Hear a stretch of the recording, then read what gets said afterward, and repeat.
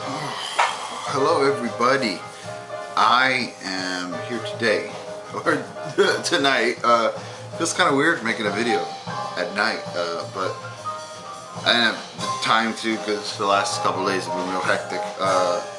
Dawson's birthday is next week, but yesterday, Sunday, we celebrated his birthday, and today was cleanup. And then hanging with baby. Mommy went out with friends, so I would have liked to have made a video earlier, but I'll upload this tonight when I'm sleeping, so no big deal. But why I'm here is I wanted to talk about some scores I got thanks to the wonderful Blake, Mr. Wirtz DB71, I believe, right? I think that's it. Sorry if I'm messing it up, Blake, but I don't know, 2 weeks ago or so, Blake had sent an email to me, and the next couple days made a video about it, talking about score he had found, some scores with the Nimbus West label. Apparently they still had some of their old stock that they hadn't sold. So I was able to go there and for, $11, score some sealed records. So I was like, oh shit, I'm in. And then I had contacted them and asked if there were any special ones, which were a little bit more expensive, and I got those, but whatever. The first one, obviously, you can hear it. It's Horace Tapscott with the Pan-African People's Orchestra, live at the IUCC. I fucking love this. This is so good. It is so good. Right now, this solo that just kicked in, the soprano sax, is mind-blowing. I fucking love it. The Nimbus West label, from what I'm to understand, was basically started by a guy, Tom Albach, who produced all the records, because he was a huge fan of Horace Tapscott and the whole community of musicians that he was gathered and guided, many of which are on this record because they're in, well, the Pan-African People's Orchestra, which was the group he formed. And it's all of them have this improv, free jazz, spiritual feel to them. Just, unbelievably beautiful, complex, sincere music. And the basically antithesis of all that is the Pan-African People's Orchestra.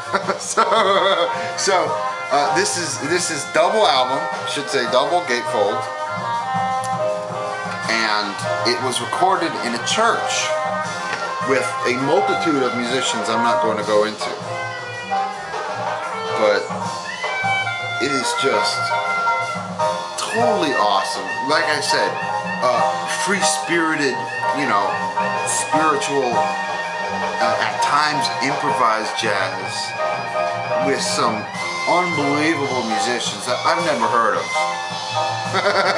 And most of them that I'm going to show in these are actually in the orchestra, so I won't start telling you everybody that's there, but revolving musicians because it was recorded over several days. Horace Tapscott obviously playing piano, and it is just absolutely mind-blowing. If you're going to get any of them, I suggest you score this one. But this was one of the more expensive ones. You had to write them to get that one. The next two are by this guy, Roberto Miguel Miranda, bassist, double bassist.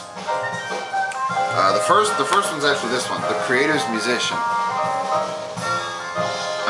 Absolutely beautiful record. This is actually just him playing, just solo bass, and it is stunning. he'll be playing and he'll switch from strumming into bowed with it. You back to strumming.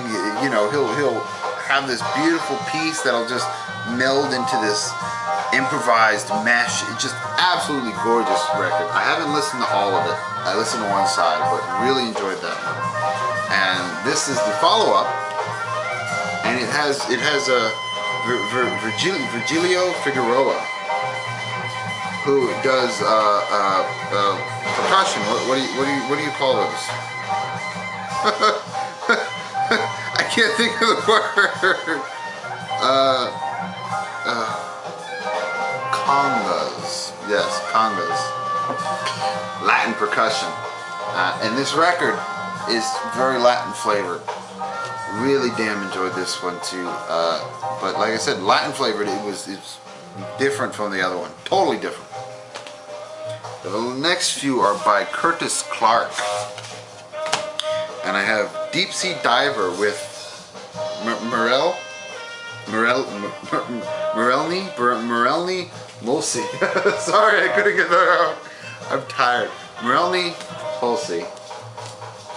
This record is solo piano, except for one song where the Morelny does vocals for, which is the side 2 opener. This album is killer. So I always like solo piano because when you don't have anyone backing you up, you're not playing rhythm in any part. You know, you're just taking a piece and then he'll boom somewhere else with it totally. And I always like that, and that's what he does. So very cool. The other Curtis Clark is Amsterdam Sunshine. I don't know how to describe his piano playing. I wish I could a little bit better. But this album has some killer interlock between the violin, bass, and cello on several different parts. Very cool. And this last one is Phantasmagoria with Curtis Clark, Sunship Thus, and Roberto Miranda. This one is amazing. Oh man. If you're going to get any one Curtis Clark, pick this one up. This one just totally kicks ass. Trio music, like I said, Curtis Clark on piano and clarinet, Roberto Miranda from the other 2 albums, bass, and Sunship Theus on drums. The opening track, Phantasmagoria, starts out with this beautiful bass part, and then he comes in with the piano, and then the end of the song it's just this fantastic interplay between the bass and the drums that is just totally gorgeous. I only listen to one side, so that's the only song I can talk about, but this one is one of my favorites. This is one they tossed in extra. They have a box set that you could get called the Tapscott Sessions, which is just solo piano of recordings of Horace Tapscott. And I held off on getting those because I'm not really in the money spending mood. I mean, if that makes any sense. I mean, yeah, I'm still buying records, but it's like, I don't want to spend too much. It's just, it's like I work too fucking hard for my money to always be blowing it on records, even though I do anyways. But it's like, I'm not gonna buy this, and it just makes me feel better. So I'll probably break down and buy them anyways. But as an added bonus, they actually threw in Tapscott Sessions Volume 2 solo piano. I listened to this one and it basically convinced me to get the other ones. I mean, this is very classical. It's not jazz. It is very classical oriented and utterly beautiful. I had Dawson on my lap and I put this on and we were both just chilling to it and he just passed out and I was like, hell yeah. This is daddy's music. Very pretty. Utterly gorgeous. Just solo piano. Very cool. The other one is Horace Tapscott and Everett Brown Jr. at the Crossroads. Beautiful like texture. I don't know if you could see it. Maybe if the light reflects off of it, you can see the texture. Beautiful textured cover.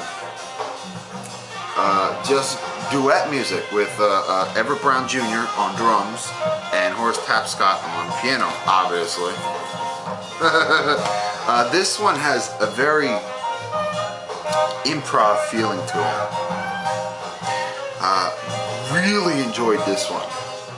I only listened to one side on this one, but just the piano playing and the way the drums will at times accompany the piano playing and at times go against the piano playing is just, to me, is what I love about the free jazz and improv jazz is sometimes they're in sync and other times they're not. And that's the interesting part. And a lot of the songs, they're in sync together and then they meld off and do their own thing and it clashes. But I absolutely love that. Really killer. Then we got Thomas Tedesco and Ocean. This one is killer. I'm saying that about all of them. I'm sorry. It's like, they're all good, they're all killer. But that's the truth. They're all amazing. Do I have favorites over them? Absolutely, but they are all amazing. And I suggest if you don't want to buy all of them, just grab the Horace Tapscott if you can over any of the other ones. But if you can snag all of them, I mean, you know, if you're a jazz lover, jump on it. But this record is damn good. Guitar-led jazz, very, very free jazz. And again, like with which one was it? Well, again on this one, the guitar will at times be playing against the rest of the band, the bass and the drums and the trumpet. And then in other times, the guitar will fade out. And then there's this beautiful communication between the bass and the drums. They're totally tight together and they're playing off of each other and they're soloing together, and then the trumpets and the guitar will come back in with that and they're all clashing, and I just absolutely love this record. I'm tired and I don't want to like start rambling on about them, so I'll just say this is a killer record. I'm not showing any of the labels. I should be showing some of the labels, shouldn't I? This is one of the later labels where they have like a little man on the top. And some of the earlier labels I think I like better, like this one. You see the it's like a pyramid with a mouth or something. I mean, that is a beautiful label. Look at that. I really dig that label. Right. Let's continue. Next one we got is Horace Tapscott conducting the Pan-African People's Orchestra, The Call. Another totally amazing record. This was again recorded in the same church as the other Pan-African People's Orchestra. And this one has a bit more of an orchestrated feel to it, if you would. It's not necessarily as improv free jazz feel, but still, I mean, just gorgeous, at times spiritual music with just these amazing, amazing musicians that just when they go and they do their solo, it's just like, wow. Like, listen right now.